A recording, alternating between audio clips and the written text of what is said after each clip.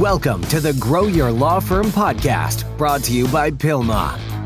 This podcast helps lead lawyers to more growth, profit, and freedom. Here is your legal marketing expert and host, Ken Hardison.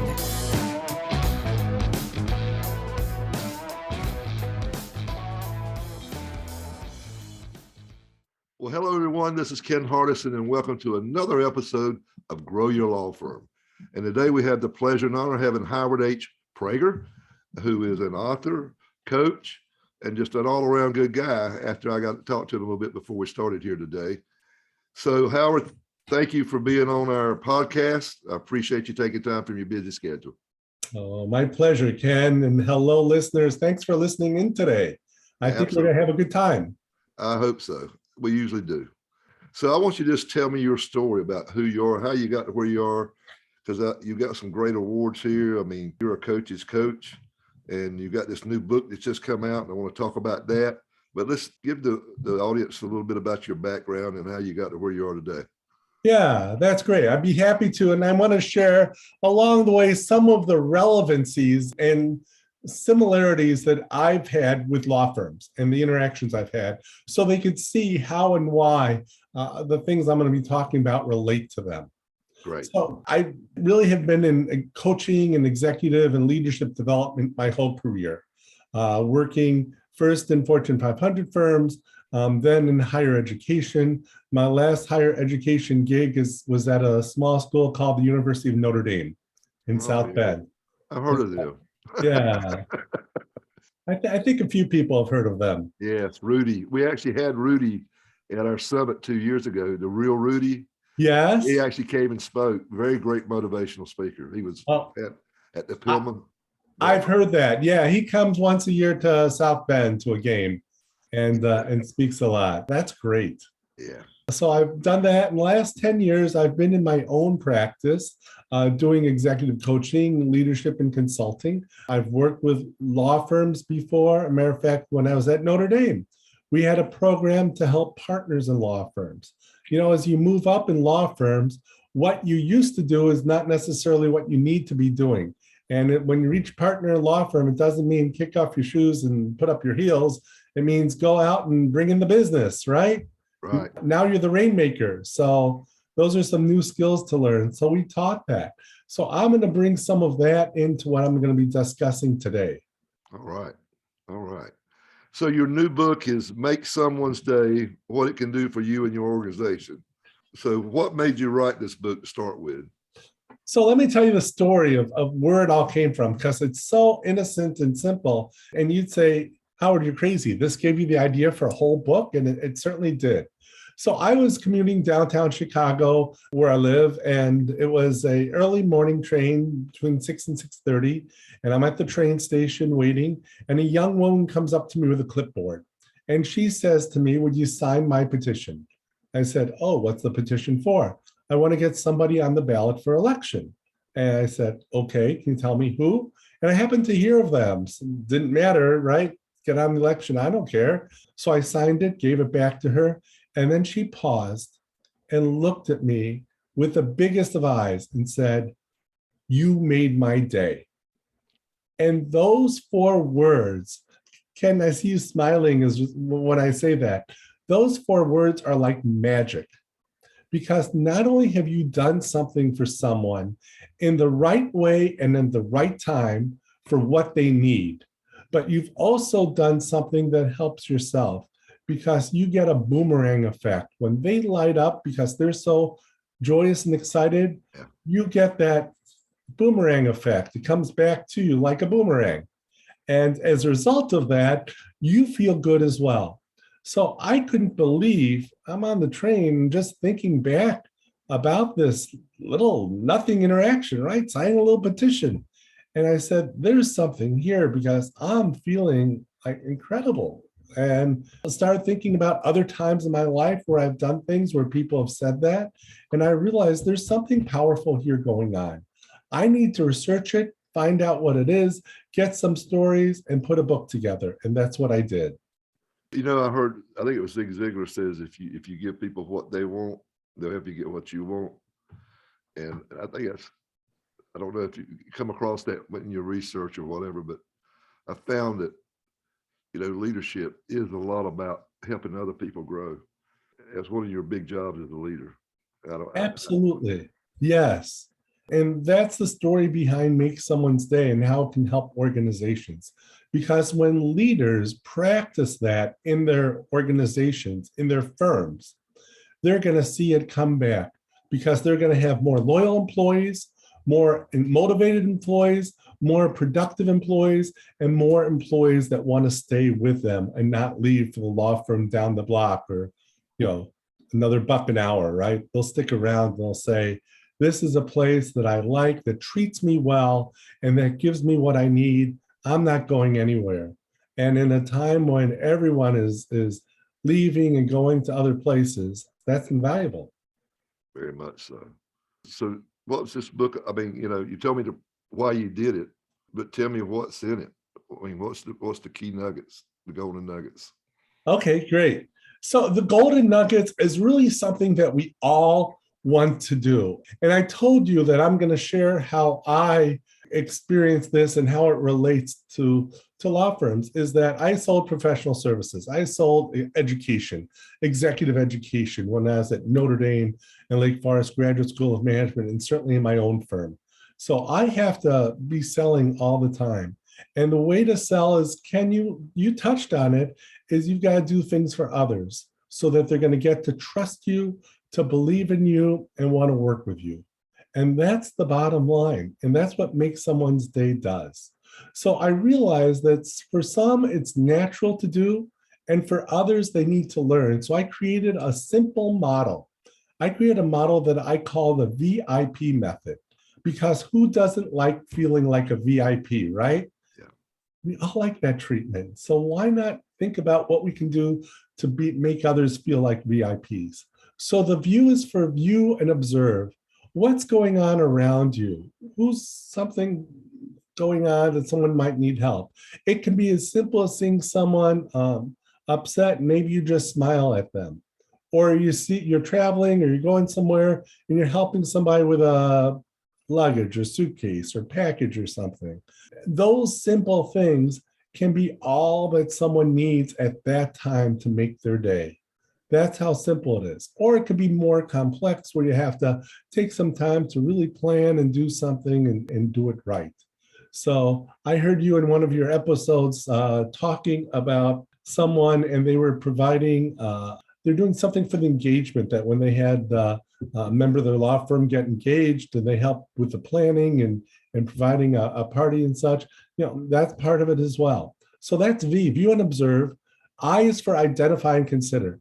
And identify and consider what options there are. What might you want to do? What might you want to see that might work? So you come up with those options based on what you viewed and observed. And finally, you plan, you pause, and you act. You plan for something, whether it's small or large, whether it's in person or online, whether it's immediate or maybe it's going to be in a few weeks or something. So you plan, then you pause. Even for something that needs to be done right away, just pause a minute, because sometimes we just give our knee-jerk reaction and it's not what people need. So make sure you just have a pause, even if it's just a few seconds. And then, of course, you want to act. So that's the VIP method. And I was talking about, I mentioned it works not only in person, but it works online. And during the past few years of the pandemic, when people weren't getting together, it's so important to know that this process can work online as well. Yeah, absolutely. One thing we did at PILMA, Howard, is, pandemic went, most of our members are, they represent people in car wrecks. So, the roads closed down because, they closed down. I know they did in Chicago. I mean, pretty much just everybody stay inside, other than just getting groceries. And so there was no more wrecks because there were no cars on the road. And the lawyers were getting scared, and they didn't know what to do, and they couldn't work from their offices. They had to do remote. And so what I decided to do at PILMA was, I said, we're just going to give them we're going to go out and start this whole deal and just give away and interview people and give away all this information about, how to pivot in the pandemic. And we just gave it away for free. I mean, I could have charged, but I said, will give back. I said 50% of people will just take it and we won't never hear another word from them. I said, but 50% of people will feel really good about it and want to help us, and they might join Pillman. And our numbers showed that we almost doubled in the That's last great. year, but it was just that deal. And I guess it's kind of following what you're saying, but I hadn't even read your book, but it just felt like the right thing to do. And the deal is nobody's going to pay me any money anyway. You know what I'm saying? That's I mean, right. because everybody was, tightening down the batches. I mean, which they should have been, right? They Yes. should have been. So we give them a lot of good tips of how to set up remotely for your employees, how to deal with, people, how to get in contact with your clients, and how to use DocuSign, and just, Zoom, how to do Zoom meetings and different things, and just the whole, how to run around and do different kind of marketing and do stuff to stay in front of everybody. And it really worked well. I mean, and we gave a lot of help to a lot of people, which. That's so good. That's so good. And that's the right way to do it. That's the right way to go about it. Hey, Ken, let me share with you a couple stories that may relate to the listeners here. First of all, let me tell you about Jillian. Jillian was a paralegal, new on the job, only her second day, when her boss gave her a job and big assignment to write something up. And she worked super hard on this paper. And at the end of the day, she felt proud enough to turn it into her boss. But then during the night, a thought struck her that she missed something, that she missed some key point in the document. And she was terrified. She couldn't fall back to sleep. She didn't know what was going to happen. She thought, maybe I'm going to walk in the next day and they're going to fire me. I'm going to have to go back and job search again. She had no idea what to expect. So she got in the next morning, went to her boss and said, I really need to talk to you now. And she said, I've got to apologize. The paper that I thought I was so proud of, I realized I missed the key point that you needed. And you know what her boss said? Her boss said, that's not your fault. That's my fault. People don't make random mistakes. They make mistakes because they don't have all the information that they need. Don't feel that this is your problem, because I need to make sure that you're clear and have everything that you need to do the job that you need to. Guess what Jillian was going to do then? You think she was going to leave that law firm and that boss, that lawyer? Oh, no. Absolutely not. She's going to stick there, because she found that she was not only off the hook, but that her honesty gave her even higher status in her boss's eyes. And her boss said, boy, someone who can be that honest with me, I need to make sure sticks around. For sure. So that's just a simple make someone's day story. Her boss could have stormed and yelled and stomped. I don't know what the document was that she was working on, but boss could have been upset, right? I told you this, you could have done this, but she did the opposite. And because of that, Jillian stayed. So I'll give you another example. How many times as a lawyer do people complain about your price and your rate? That ever happen? Ken Hardison here, president and founder of PILMA, Personal Injury Lawyers Marketing and Management Association. I want you to mark your calendars for September the 7th through the 9th. We're going to have an internet boot camp for lawyers. We call it the Lawyers Internet Domination Boot Camp. And it's going to be virtual, so you don't have to travel. 3 afternoons from 12:30 to 5:30. And if you can't make one of the sessions, you'll get full recordings of every speaker. So here's just some of the samples, some of the things we're going to be covering. Luke Russell is going to talk to you about how to win in the new era of Facebook advertising and how to target when Facebook is regularly reducing targeting options. Seth Price will talk to you about the 5 things you need to be doing in SEO to make more money. And I'm going to be talking to you about how to protect yourself and your law firm from cybersecurity attacks. Did you know that they have grown from over 67% in the last 3 years? Tanner Jones will also be talking about how to dominate your local market with agile social media marketing. And we have a special keynote, Dennis Yu, who is the godfather of how to test your Facebook, TikTok, and Instagram ads on $1 a day. It's a secret that he has shared with me and our PILMA friends, and now he's going to share it with you. So if this sounds like something you're interested, go to pilma.org/internet bootcamp or go to the end of the notes of this presentation. Thanks. Absolutely. Yeah, I agree. What happens in executive education too? I was doing a program for one of the world's largest banks.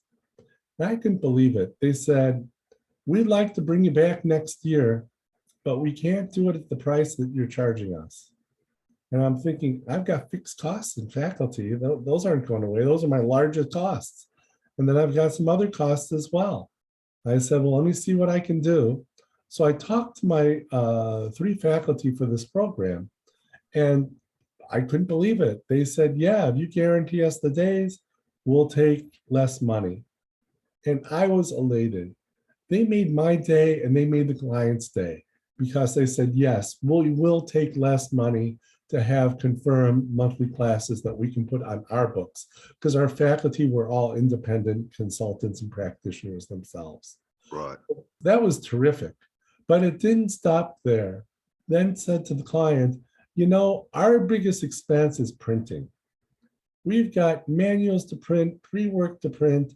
It's not just the cost of it, it's the time and labor that our admins go to putting this stuff together and making sure the program looks right. And they said, are you kidding? We could do that. We'll do that. You send us the stuff and we'll make sure that the pre-work gets out and the materials get out to the people who attend the class. I said, oh my gosh, that's terrific. Another made my day moment. Just because we looked to explore what else we could do to give them what they wanted, which was lower cost, as long as we can give them, as long as they give us more dates. And here's the kicker. They gave us the fail-safe.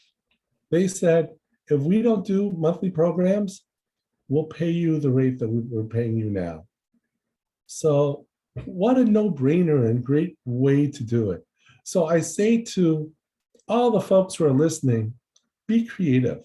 Think about what you can do that will help the client, and in return, how it might be able to help you too and retain that business. Because there are 3 pieces to growing a law firm.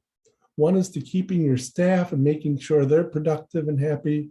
Number 2 is retaining your existing clients, because we all know it takes much more effort to get new clients than to get existing clients.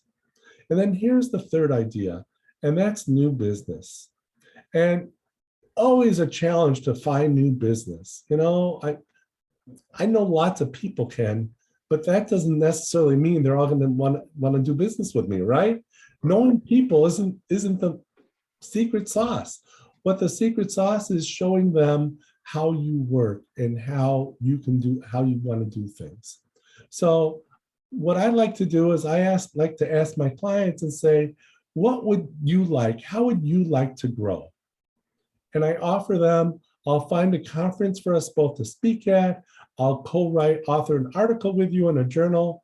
And oftentimes my clients just love that opportunity because they're so busy doing the work, they don't have time to do these other things. Right. So here I am with the Director of Learning from the Federal Reserve Bank of Chicago. And we're at a conference speaking and talking about the way we collaborate. And in the audience happened to be the Director of Learning for a Simonton Windows, a window replacement manufacturing firm. And he was looking for a partner that he could collaborate with, that he could work with jointly, that wasn't just going to be somebody he outsourced things to, but that we could work hand in hand. So not only did I get him as a client, but he was my best client for 5 years with all the work that we had with him. All it took was going out there and speaking and being open and being sure to network as well. So that's the 3rd way, getting new business. And one of the ways may be just going out and speaking. And as you say, what you did in giving away information is the same thing. Give away your knowledge, give away your insights, because you have the formula. You know how to make it work. And if they see that you're someone who wants to help them, they're going to want to come back and ask you to help them even more, but this time get paid for it. Yeah, I agree wholeheartedly. Good deal. So in your book, then you go through this VIP and kind of lay it out step by step so people can kind of look at it. I do. I lay out the VIP model, and then I provide lots of examples, small ways, large ways, online, in person, because some people prefer to doing things online. That's fine. There are ways to do that. I talk about what managers can do, how managers can make someone's day. And I talk about it in a crisis. What happens in a crisis where make someone's day can help? So I look at it from a lot of different perspectives. Yeah. And I think, I think we talked about it earlier, part of being a leader is to try to coach other people up and try to help them get what they want. Yes. And I think when you do that, you make their day because they're not expecting that, because there's this story. I was at this conference, I think it was Scaling Up conference at Vern Harnish's. And the guy was talking about, he asked one of his really good A players, he said, what's your goal? I mean, what are you really trying to, he says, the only reason I get up every morning and do this is I want to buy my mother a house. When we were growing up, we lived in a shack. Oh. And I told her I wanted to buy my mother a house. And so the guy said, okay. He instituted this deal and created some fund that when he matched him on the side. And then when he got to a certain point, he actually helped him find a house. There, it was in Florida, and co-signed the loan, everything. Not saying you got to do this. This was extra, but this guy was like his chief guy. I mean, he really made the trains run on time. And like you said, you think that guy's leaving anytime soon? Because he bought that house, he got his mother down to Florida to be with him. She had a really nice house, and he fulfilled his dream. Really, that was his dream. That's a hell of a story, isn't it? That is a hell of a story. But, you got to go that far. But I think you can do little things, like if they want to learn how to, I've had a girl one time that wanted to learn other things, not just what she was doing. I said, I'll pay for it. Education, I'll pay for it. If you can better yourself, I'll pay for it. Figure out what they want. I mean, I love for people that work for me to want to grow, and as far as more knowledge, why not help them? If I can help pay the tuition, let's do it. Let's do it, because that's helping me, helping them, because then I got a smarter person, That's absolutely right. And someone who's going to be, I would hope, a little more loyal to you for giving them that opportunity to grow. Yeah. But I believe that's the key. And I believe and I wasn't always that way, Howard. When I first started, I had no clue. And I said, I pay a day's wages on a day's worth of work. And I had a really good manager that did some coaching too with IBM. And he set me down. He said, you got it all wrong, Ken. He says, you got it all wrong. He said, these people, they won't feel appreciated to be part of something bigger, and feel like that you really care. He said, when they know you care, they'll start caring. That's right. I thought that was a heck of a deal too. So yeah, I agree with you wholeheartedly. I really do. I'm big on that. And I was terrible at it 35, 40 years ago. Really, I was terrible. I didn't need the affirmation. I didn't think nobody else did, but that's not true. And I like it too, but I didn't need it. Some people crave on it. It's more important to them than money. Yes. So yeah. But anyway, so anything else you want to tell us today? Impart that knowledge of all these years of coaching and writing this book. I want to have people leave here with, how do I get started? How do I do this simply? First of all, go to my website, howardhprager.com, and you can download the first chapter from the book and read it and see, is this for me? Right. You can also download some worksheets where you can track your Make Someone's Day practice and kind of see how you're doing and how you can grow it. I put several worksheets in there. You choose the one that you feel is best for you. Third, here's what you can do right away. As soon as we finish listening to this podcast, listen all the way, of course, but as soon as you're done, go make someone's day by thanking them for how they helped you in life. Whether it's your parents and how they helped you through school and such, a friend, an aunt, an uncle, a coach, a teacher, a professor, a colleague, a boss, whoever it might be, go back and thank them. Whether you call, send a note, send an email, take them to coffee, take them to a meal, whatever it is, thank them for how they made such a difference in your life. There's no statute of limitations on saying thank you, none. So take advantage of that and let them know how much you've appreciated what they did for you, because they may not know. And when they hear it, they're going to feel so good. And when they do, you're going to feel good too, because you'll have, in a sense, tied that road together, tie that bow together and made it whole, because they gave you all that they could. And now you're telling them it worked. That is great advice to leave on to finish up the show. So with that, I thank you. It's Howard Prager, Prager.com, and get your free chapter to get the notes. And thank you so much for being here today. Oh, you're welcome, Ken. The only thing is, make sure you look up howardhprager.com. Okay. So that's the website. There's that middle H in there. And that's only because howardprager.com is done by some realtor. And I don't want to get hung up with that, right? All right. I agree. That's not what I want to. No real estate today. Real estate. No. We want to make somebody else's day, not his. That's right. Thank you. All right. Thank you so much. Till the next time, this is Ken Hardison, dedicated to your success.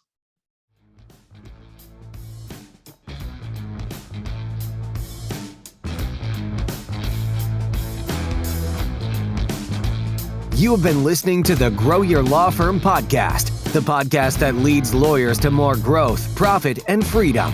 Go to growyourlawfirm.com to find more ways to market and manage your law firm. Please leave us a rating and review wherever you listen to your podcasts.